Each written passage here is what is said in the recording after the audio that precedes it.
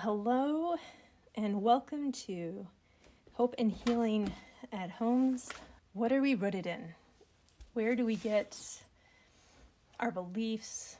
What's our paradigm? How do we think about the world and ourselves in all aspects? What do we base our actions, thoughts, feelings on? What information are we soaking in? And if you're gathering supplies, collage, drawing supplies, any of those things would be terrific and useful.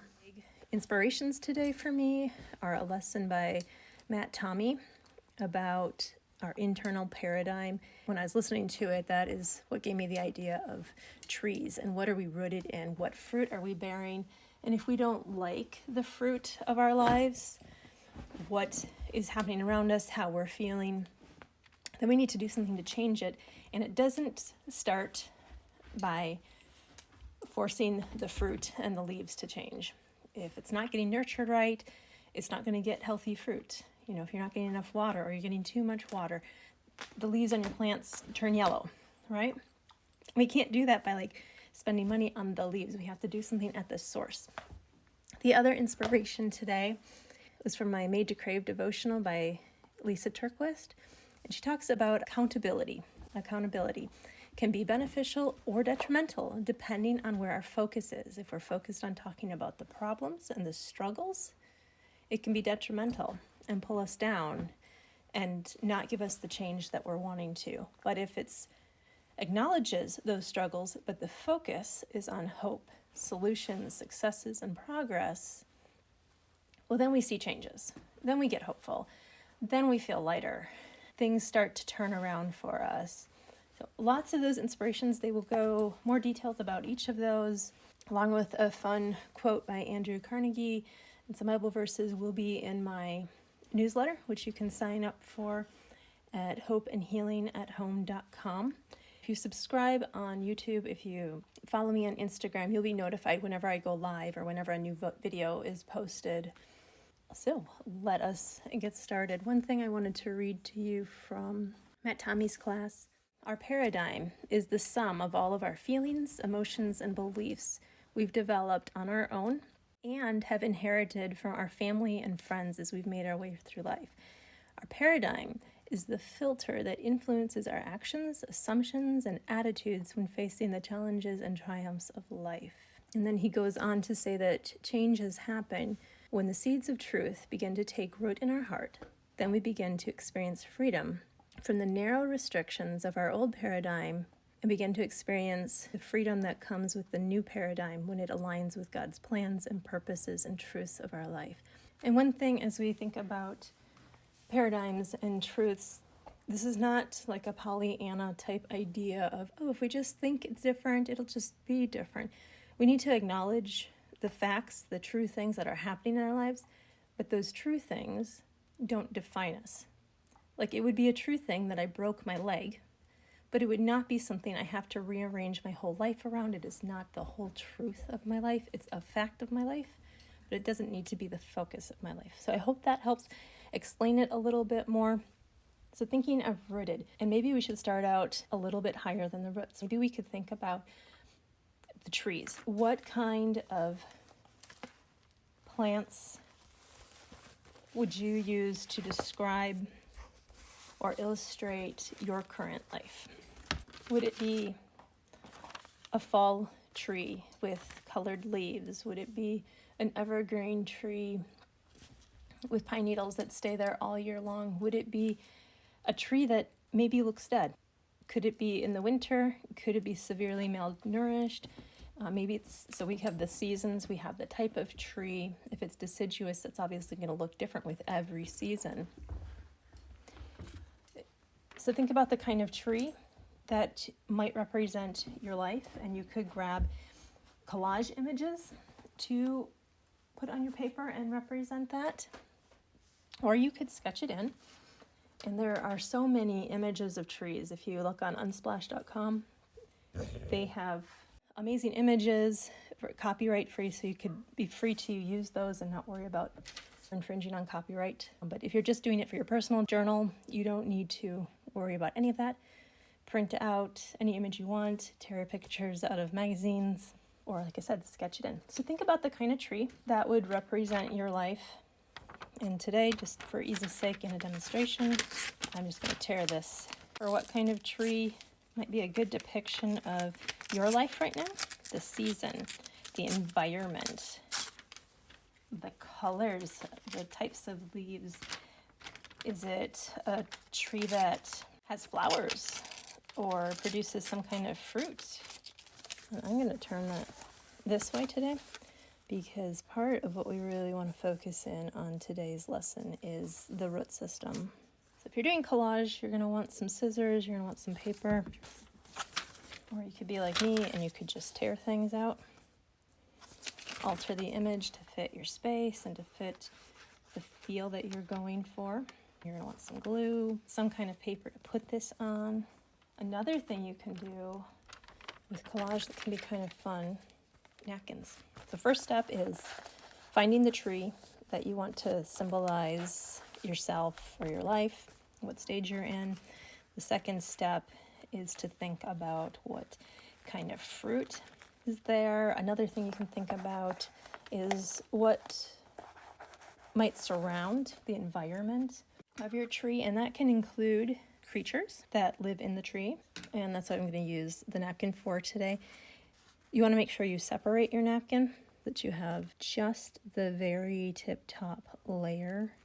It gives a really cool look. You can't really tell that it's a separate piece of paper because that top layer is so thin. It has a matte finish, so it just looks a little bit more incorporated to your page. If you have any comments, questions, ideas, let me know. It's always fun to be able to interact on these lives if you have ideas for what I should incorporate into mine, or how I can answer some questions and help you figure out some things about yours. Today we're focused in on exploring our paradigms with art, and we're using that with the visual of trees. What kind of tree might represent your life? What kind of environment might it be living in? What kind of soil might the roots be in? What kind of creatures might be making their home in your tree? I am right now doing some tedious cutting on a napkin to add it to my collage. And when I put the tree in there, I just ripped it. Sometimes I like that more organic feel. And then it also, I don't have to do so much tedious cutting. Sometimes that distracts for me the enjoyment of creating art, which is part of the transforming power of art, is enjoying the process and playing a little bit and seeing what comes out onto the page or the canvas or piece of paper or whatever you're using. And to harness the healing and transformative and insightful powers of art, you do not have to be a master artist. Sometimes it's helpful. I will give tidbits and pointers every once in a while on here to give a little bit more knowledge on some materials or techniques, because sometimes it's just a little bit helpful to have a few ideas on how to better use those things so you can more accurately represent your emotions. But it's not about becoming some master artist. This is art that's for you and your journey. And also, of course, you can share the finished product if you think it's encouraging for other people. All right, so I got that dog cut out. If you use the tissue paper collage for this, you might want to use a paintbrush to put the glue on, because it is very flimsy. You have to be real patient if you're going to use the napkin bit here. It's, like tissue paper, it very thin, fragile when wet. Be really gentle with it because it'll tear really easy. And once it starts to go on there, you just kind of have to go with it. It might not be exactly the placement or angle that you wanted, but unlike thicker paper, like magazine paper or construction paper, pretty hard to move it around.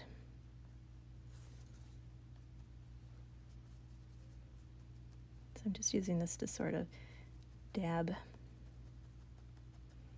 the glue out towards those edges. Some places it feels firm enough to brush, other places just dabbing to get it secure on the paper. And very soon here, we're going to get to what are we rooted in, which is really where our paradigm magic is going to happen. So for this next step, you could use any kind of drawing material or painting material, whatever you feel most comfortable with. As simple as a pencil, pen, colored pencils, markers. I grabbed just a regular mechanical pencil because I'm not exactly sure what I want to use. I have a charcoal pencil, normal pen. Then I've got some like calligraphy kind of pens. I've got a Faber-Castell Pitt pen, coloring brush pen. This kind of a, let's see, I'll show you this one too. This one's really a fine point there. And then I've got another brush pen. And I grabbed this solid marker, which is, that's what that one looks like. It's oil-based. Not sure exactly what I'll use, but those are some of the materials that I grabbed today. I also grabbed something about these letters that I liked, so we'll see if I use those. Usually don't go in with a huge plan with art therapy or art activities when we're focused on the transforming and insightful driven aspect of the art making, because I want my subconscious to come out to play, my right brain to come out, and not sit there trying to create something that looks a certain way, but just allowing things to flow out of me without judgment. And that's really where the most powerful bits of insight are going to come from. So I'm just going to think of what might roots look like.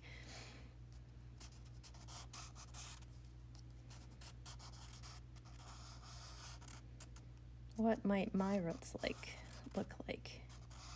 These are kind of scraggly things, aren't they? They tend to be thicker up near the base of a trunk or the base of a plant. And you don't have to, for this exercise, you do not have to use a tree. You could use any kind of plant. And let's see, roots get thinner and thinner as they go out. And they crisscross and they meander. So as you're just having fun, I think it's kind of fun just to create these kinds of lines.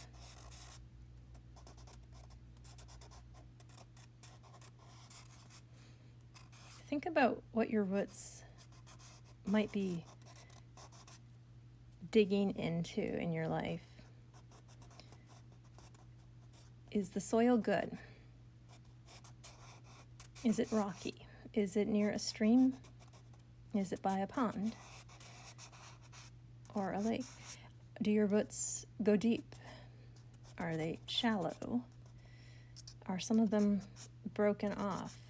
Are they not connected to the tree anymore? What might have caused that? Is there anything lodged in here? I had this great image of the root system of this really old ancient tree, and it actually has some of those root systems have rocks that aren't attached to anything anymore. They're just embedded. The roots have wrapped around and actually moved the rocks. There's one with a statue in it that it has moved and engulfed. So thinking of those things that our roots might wrap around, they might move, they might distort, they might protect. What's in your root system? What's this ground like? Is it hospitable to the roots? Is it dangerous? Are the roots exposed? Are they well covered by soil? Those would all be things that you want to sort of explore and think about. But again, as you're doing it, don't think too much. Just draw what feels and kind of comes naturally. And when it's all done, then I've got a bunch of questions that I'll have in my newsletter, which again, you can get that at hopeandhealingathome.com. There's a sign up. There's a link in my bio for that website, and then there's a sign up on the website that you can get all sorts of insightful questions for processing and gaining more from this, and letting the art prompt thoughts and prompt transformation. So thinking of our paradigm, what might be down here? You could use words, you could use images, you could write in there.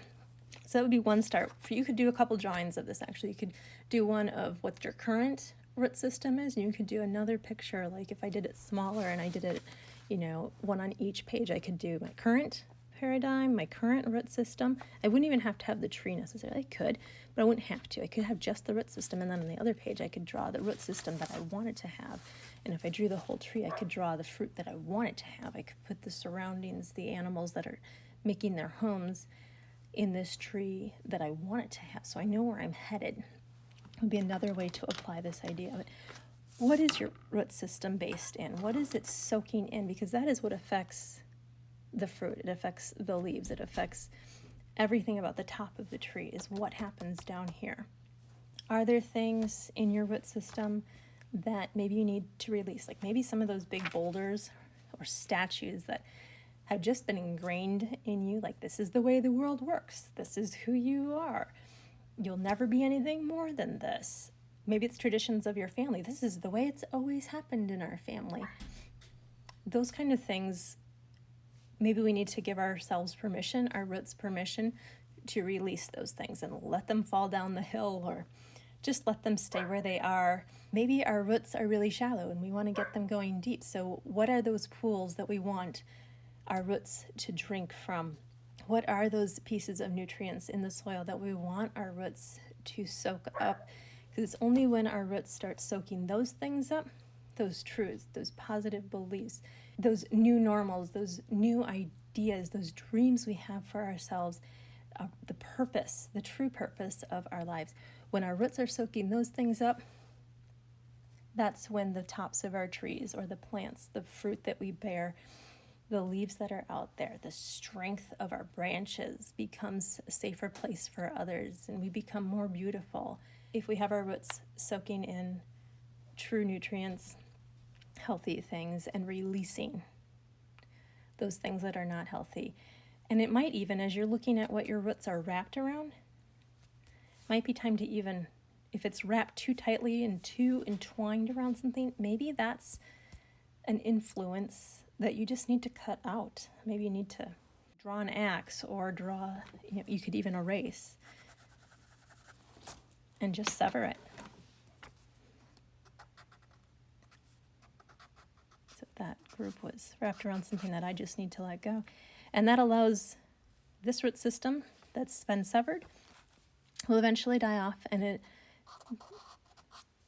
this has a chance to grab onto something new, to create a healthier root system over there. So I hope this has been helpful for you. If you have any ideas, if you make any art around this, if you have any questions about this, let me know. If there are things that you'd like me to address in another creative way in the future, let me know. I do want to create content that is beneficial for you, encouraging and helpful for you as you use art to transform things in your life. Make sure you share if this was helpful to you. If you know somebody this might be encouraging to, share that. Again, my link for hopeandhealingathome.com for the newsletter with lots of insights and good ideas, images and things like that. So I go deeper in the newsletter on this exercise. So make sure you like or subscribe so that you can be notified of when I do other lives and post new content. Thanks so much for joining today. I hope you guys have a great rest of your day and week. Happy Easter. That's coming up this Sunday. Great time to be thinking of truth, rebirth, renewal, transformation, and hope.